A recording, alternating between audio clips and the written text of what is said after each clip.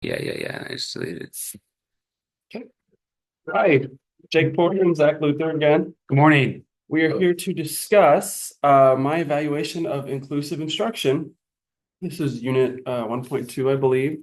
And so what the unit was regarding was the use of culture and inclusivity in instruction and how you can um, kind of edit your curriculum to be more inclusive, to resonate more with your kids, Hmm. right? Depending on their cultural background and what they bring to the classroom.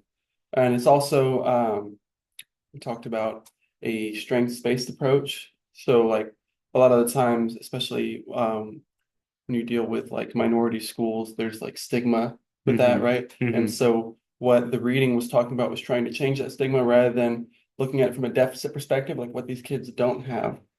Let's look at what they do have and what they're bringing to the classroom so we can build on that. Hmm. So the video I watched, it was a English language, arts, and social studies.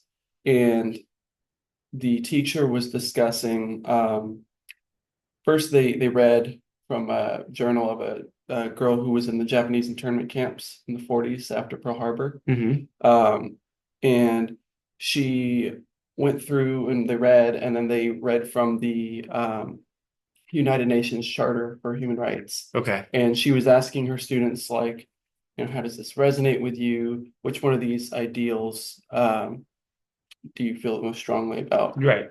I feel like it really hit home with her kids because one of the girls, she was African American, and she said that the treatment of Japanese people really resonated with her as a black person because that it reminded her of Jim Crow. Okay. Yeah. Yeah, so Yeah. I think that having that not a personal experience but a cultural experience definitely helped her to get the point of the lesson. Hmm. Hmm. Awesome. Yeah. Um, Yeah, and the teacher, this lady is like my spirit animal. She was very passionate, great about, like she would call on kids that like didn't seem like they were paying a whole lot of attention and Right. give them the time and the space to catch up and be able to contribute rather than just being like, oh, Jake's not paying attention. I'm just gonna ignore him. Right. Right. So That's I true. That's very important. yeah, I really enjoyed her as a Awesome. teacher. Very cool. Okay, and then we've got two original discussion questions to ask. Okay. Okay, so I wanted to ask, how should I be seeking feedback from teachers and admin?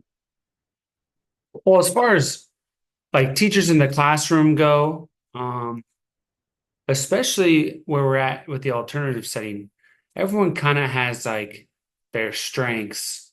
I feel like in our building, so I always say like some of the best feedback from teachers is just going in and observing yourself and Mhm. asking if you can be a part of their classroom or, if you can help out in any way, like on the cuff, or if you could just sit into a classroom where they're doing like a good instruction. Yeah, And it's not so much even maybe even asking them. It's kind of you're just observing and kind of picking what you like from yeah, I think that's the best experience that I've had, mhm, because I started out as a TA and I was going from class to class and there was almost every teacher, there was things like, oh my gosh, that was incredible. yeah, And there was things like, oh, well, like you're always gonna have, well, I feel like I can say that in this way, person like in my way, so it's kind of always um taking everything that you've learned and then grabbing things that you like from yeah, from each teacher.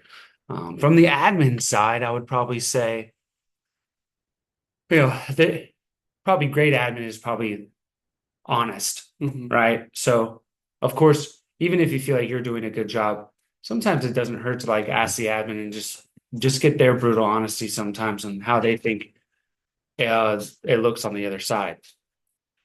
yeah.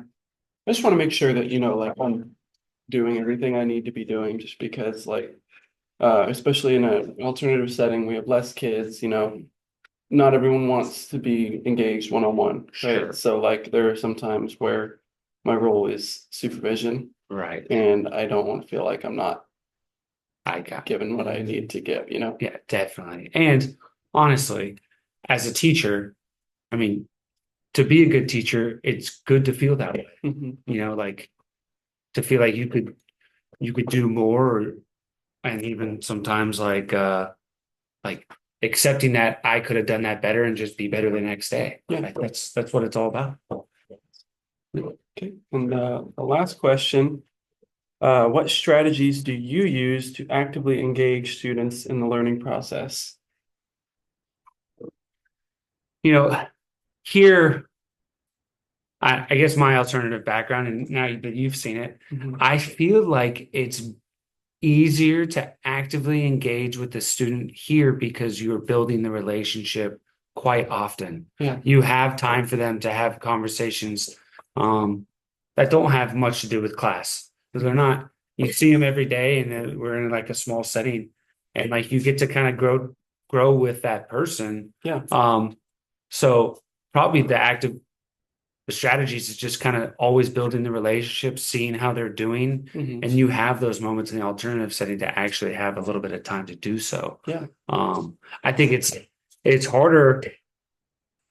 Strategies are harder when you get to like a classroom of 30, 35 in a big school because you only see them for an hour and you don't know anything that's happened throughout their day. Yeah. And if they put their head down right away and you have 29 other kids like around, you know, you have to find a small window at the right time to maybe get that person on board.